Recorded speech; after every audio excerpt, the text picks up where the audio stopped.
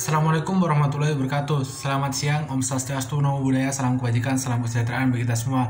Perkenalkan, nama saya Ahmad Riza, NIM E 2019-2299. Nah, di sini saya akan memberi tanggapan kepada 5 video teman saya yang di laun hari sudah menanggapi dari video materi dari Bapak Abdul Wadud Nafis, yaitu mengenai beberapa hal.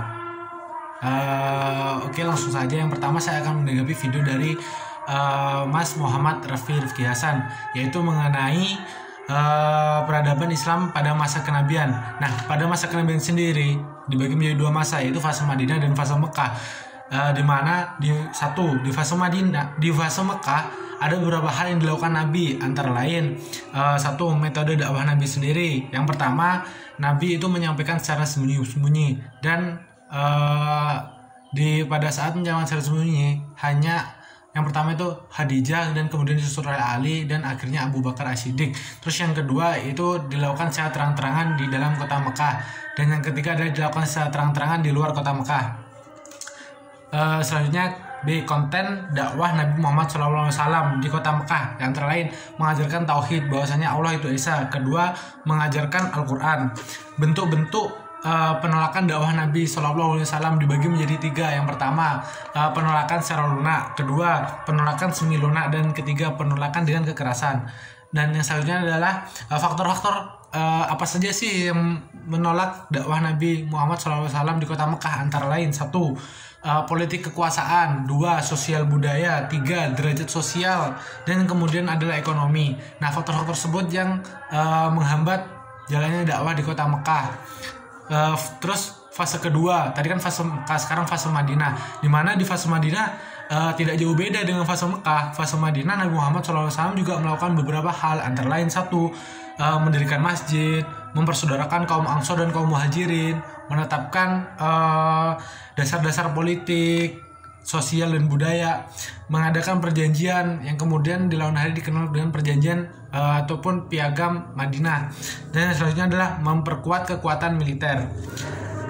Terus di Madinah itu tidak hanya dilakukan itu saja, ada beberapa hal yang dilakukan, antara lain membentuk peradaban Islam pada masa kenabian. Nah, pembentukan peradaban Islam pada masa kenabian di Madinah ini memiliki beberapa hal, antara lain 1, mendirikan madrasah. Terus Nabi Muhammad itu dijadikan seorang pemimpin. Selanjutnya menetapkan syariat Islam, pemeliharaan Al-Quran, peningkatan harkat dan derajat. Jadi harkat dan derajat semua orang di kota itu sama. Yang selanjutnya adalah pengajaran baca Al-Quran, dan kemudian adalah membangun masjid, mengembangkan sastra, menghapuskan perbudakan, serta mengembangkan taktik perang. Yang kedua adalah jadi kita bisa simpulkan bahwasanya perkembangan Islam pada masa atau periode kenabian itu hanya dibagi 2, yaitu Mekah dan Madinah. Di mana di fase Mekah, Nabi Muhammad SAW terfokuskan kepada pengajaran akan tauhid, dan di fase Madinah Nabi Muhammad terfokuskan mengajarkan akan kasih sayang dan persaudaraan. Nah, selanjutnya yang kedua, yaitu saya akan menanggapi resuman dari Mbak Uswatun Hasanah, yaitu mengenai perkembangan Islam pada masa Khulafaur Rasyidin. Secara bahasa atau Khulafaur Rasyidin itu bisa diartikan berasal dari 2 kata, yaitu khulafa dan ar-rasyid, di mana khulafa yang berarti orang yang ditunjuk, dan ar-rasyid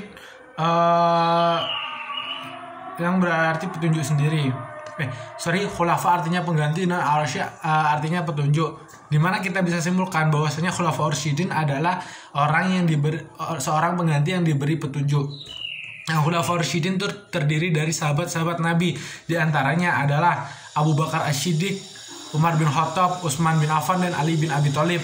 Abu Bakar As-Siddiq, kemajuan peradaban Islam pada masa Abu Bakar As-Siddiq antara lain 1, perbaikan sosial. 2, perluasan wilayah. 3, pengumpulan ayat-ayat Al-Quran. Dan selanjutnya adalah Abu Bakar As-Siddiq itu diajukan sebagai kepala negara, dan selanjutnya adalah mensejahterakan kesejahteraan umat Islam. Selanjutnya adalah pemerintahan Umar bin Khattab. Di pemerintahan Umar bin Khattab, umat Islam juga mengalami perkembangan, di antaranya 1, kemajuan dalam bidang politik. 2, penataan struktur pemerintahan. Nah, adalah meningkatkan perkembangan ekonomi. kemajuan ilmu pengetahuan baik dalam bidang sastra, budaya dan lain-lain. Terus kemajuan sosial, terus kemajuan agama Islam. Dan selanjutnya adalah pemerintahan Utsman bin Affan, di mana pemerintahan Utsman bin Affan juga memperoleh beberapa kemajuan, di antara satu memperluas wilayah kekuasaan Islam, kedua memperluas Masjid Nabawi dan Masjidil Haram, dan yang ketiga adalah menentukan Mushaf Utsmani. Dan selanjutnya adalah memerdekakan budak setiap hari Jumat. Nah, untuk yang selanjutnya adalah khalifah yang keempat, yaitu Ali bin Abi Thalib. Nah, Ali bin Abi Thalib sendiri merupakan sepupu Nabi Muhammad SAW.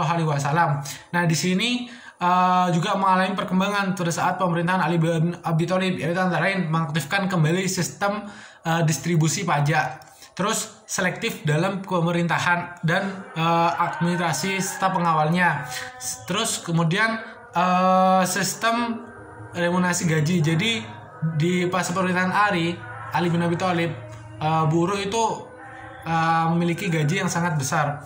Dan selanjutnya adalah menjunjung tinggi kepentingan rakyatnya. Nah, selanjutnya saya akan menanggapi video dari Mbak Rizka Triswandari, yaitu mengenai peradaban Islam pada masa Bani Umayyah. Setelah wafatnya Rasulullah SAW, kepemimpinan umat Islam itu diberikan kepada Khulafaur Rasyidin. Nah, setelah pada masa Khulafaur Rasyidin, umat Islam dipimpin oleh masa Umayyah, yang pemerintahannya sendiri itu dalam bentuk monarki atau bisa disebut kerajaan. Muawiyah sendiri itu adalah pemimpin Islam pertama kali yang mendirikan pemerintahan monarki. Nah, Muawiyah bin Abu Sufyan setelah menjadi Muawiyah bin Abu Sufyan pada masa itu umat Islam dipimpin oleh khalifah, membentuk pemerintahan yang monarki yang dicetuskan pertama kali oleh Muawiyah bin Abu Sufyan. Setelah terjadinya pergulatan secara besar-besaran dengan kelompok Hasan bin Ali dan membentuk kekhalifahan. Jadi pembentukan pembentukan Bani Umayyah sendiri terjadi setelah pergulatan ataupun satuan antara Khalifah Muawiyah dan Hasan bin Ali. Nah, yang selanjutnya adalah keberhasilan Muawiyah mendirikan dinasti Umayyah bukan hanya kemenangan diplomasi dalam perang Siffin, akan tetapi karena Muawiyah sejak awal memiliki basis rasional yang solid sebagai landasan pembangun masa depan, lalu juga mendapat dukungan dari Suriah dan keluarga Muawiyah sendiri. Pemimpin pemerintahan Bani Umayyah antara lain Muawiyah bin Abu Sufyan, yang memerintah pada tahun 41 Hijriah sampai 661 Masehi.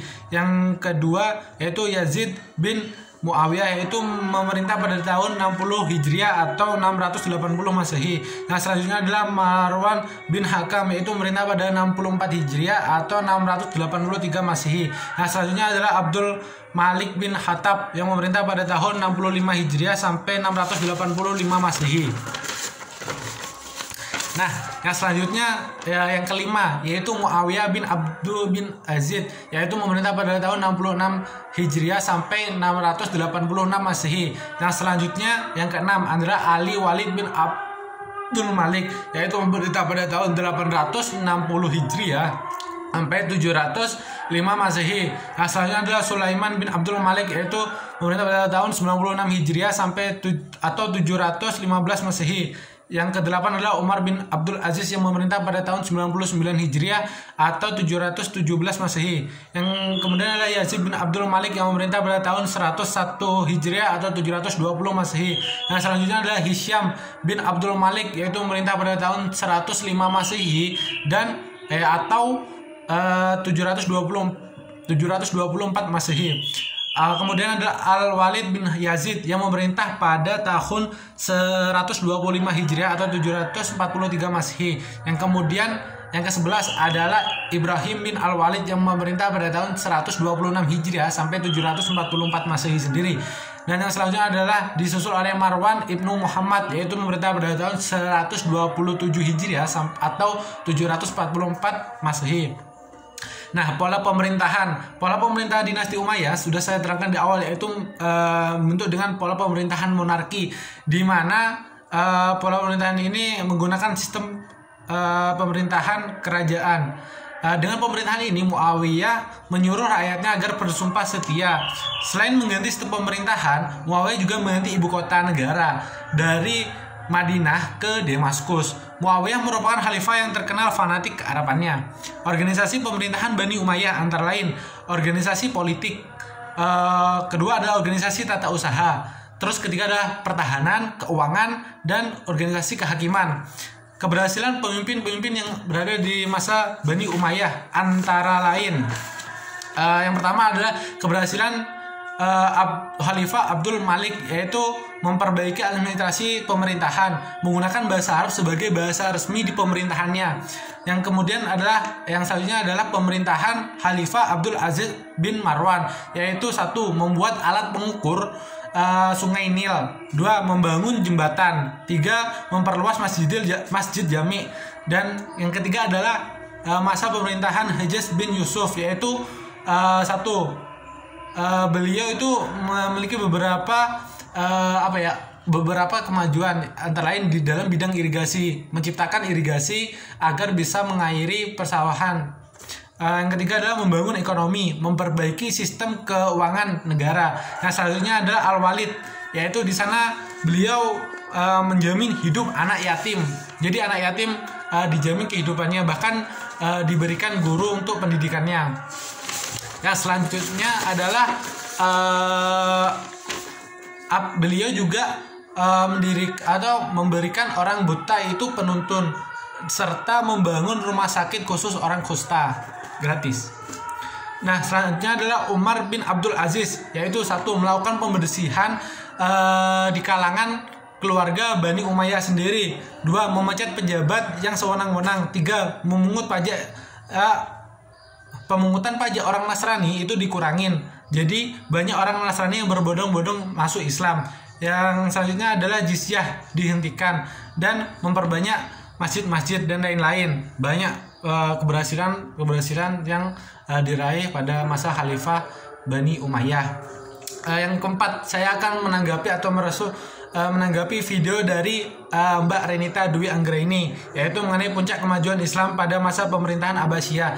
Sejarah berdirinya Abbasiyah didirikan pada tahun 1032 Hijriah atau 750 Masehi oleh Abu Abbas As-Saffah. Kelahiran Bani Abbasiyah ini dikaitkan dengan gerakan komposisi yang dilancarkan oleh golongan Syiah terhadap pemerintahan Bani Umayyah sendiri.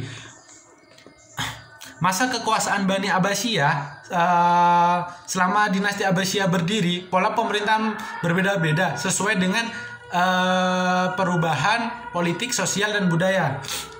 Kekuasaan Bani Abbasiyah dibagi menjadi 4 periode, yaitu 1, masa Abbasiyah 1, yaitu pada tahun 750 Masehi sampai 847 Masehi.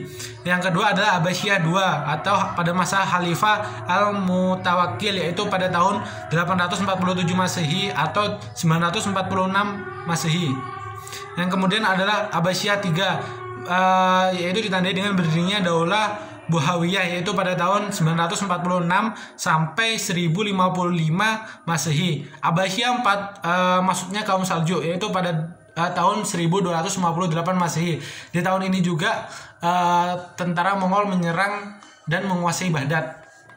Kemajuan yang diraih pada masa dinasti Abbasiyah antara lain kemajuan dalam ilmu pengetahuan, baik dalam bidang sastra, bahasa, ilmu politik, dan lain-lainnya. Yang kedua adalah kemajuan dalam bidang politik dan militer yang saya sudah sebutkan tadi termasuk.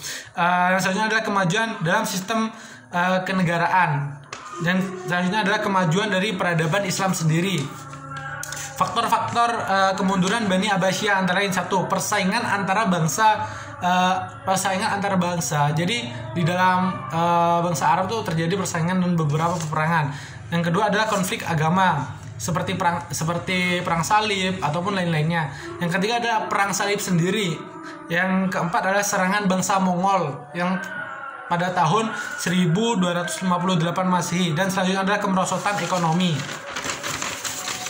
Nah, untuk selanjutnya saya akan menjelaskan sih gimana masa akhir dari Bani Abbasiyah sendiri. Masa akhir dari Bani Abbasiyah sendiri itu terjadi saat Baghdad dihancurkan oleh tentara Mongol yang saya sebutkan tadi, yaitu pada tahun 1258 Masehi. Khalifah dan keluarganya dibunuh sehingga berakhirlah kekuasaan Bani Abbasiyah. Jadi khalifah dan keluarganya dibunuh di suatu tempat dan berakhirlah kekuasaan dari Bani Abbasiyah itu sendiri. Nah, itu menandai akhir dari Bani Abbasiyah.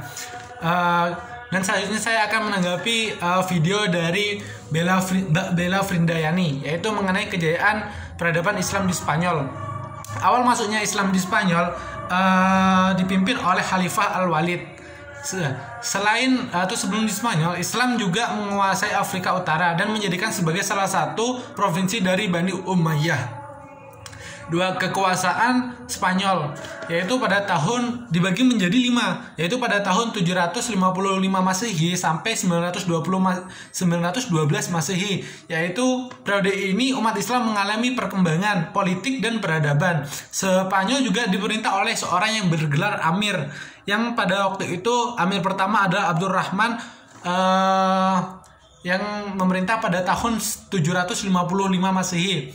Periode yang kedua adalah 912 sampai 1013 Masehi. Periode ini berlangsung dari pemerintahan Abdurrahman III yang bergerak Andasir, dan umat Islam Spanyol mencapai puncak dari kekhalifahan. Yang selanjutnya adalah 1013 sampai 1086 Masehi. Spanyol berpecah menjadi 30 negara, yaitu di bawah pemerintahan raja-raja golongan. Nah, di sini umat Islam mulai mengalami perpecahan. Yang selanjutnya adalah periode keempat, yaitu pada tahun 1086 sampai 1248 Masehi. Kekuasaan dinasti dan Muwahhidun menjadi kekuasaan dominan sehingga dapat mengalahkan kekuatan Kristen serta menguasai kota-kota Muslim. Nah, yang selanjutnya adalah periode yang terakhir atau periode yang kelima, yaitu pada tahun 1248 Masehi sampai 1492 Masehi. Peradaban mengalami kemajuan tetapi hanya berkuasa di wilayah-wilayah kecil. Kemudian berakhirlah kekuasaan Islam di Spanyol. Nah, mungkin dari semua itu saya mempunyai lepas kata apa, saya minta maaf. Kurang lebihnya saya minta maaf. Wassalamualaikum warahmatullahi wabarakatuh. Rahayu.